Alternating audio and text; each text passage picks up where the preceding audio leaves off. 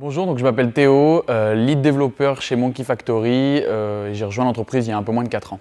Alors pour la partie front-end, on va trouver principalement des clients donc en TypeScript, donc Angular et Ionic pour la partie mobile et React pour la partie manager. Pour tout ce qui est back-end, on va retrouver principalement une API GraphQL. On va également utiliser le projet open source, donc Navicia pour tout ce qui est données de transport. On va utiliser des DB, donc PostgreSQL et MongoDB. On va se servir également de Kubernetes via Microsoft Azure et GitLab pour tout ce qui est la gestion de code avec l'intégration continue et le déploiement continu. Donc le premier challenge technique qu'on va pouvoir rencontrer, c'est qu'on a une stack assez large. Donc on va pouvoir intervenir sur différents sujets. On va pouvoir faire du PHP un matin et quelques jours après intervenir sur un client TypeScript. Le deuxième challenge technique, c'est de garder une agilité et une rapidité de développement tout en ne négligeant pas la qualité du code. C'est un marché qui évolue très vite, on est dans une start-up, donc voilà, il faut réussir à développer assez rapidement tout en délivrant des fonctionnalités solides. Le troisième challenge technique, il faut qu'on assure aussi la montée en charge.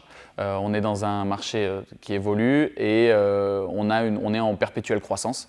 Donc on a de plus en plus d'utilisateurs et il faut aussi côté technique qu'on tienne le coup.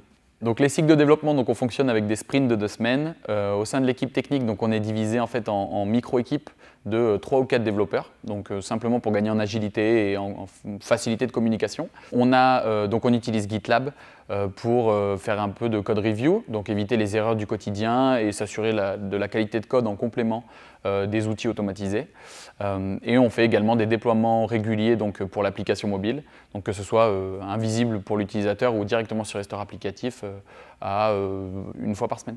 Donc si je devais convaincre un ou une dev de venir chez Monkey, le premier argument ce serait la stack qui est très attirante, qui est très large et qui correspond au marché actuel du développement. Le deuxième argument ce serait la taille humaine de l'entreprise. Donc on est une start-up, on évolue très vite, mais on reste une petite équipe de personnes qui sont motivées, avec une excellente communication et une excellente fluidité au quotidien au travail. Et ça fait qu'on a toujours envie de se dépasser, d'évoluer et on a aussi notre mot à dire dans l'évolution technique du produit. Et ce qui fait qu'on n'a pas forcément l'impression de se rendre au travail tous les matins.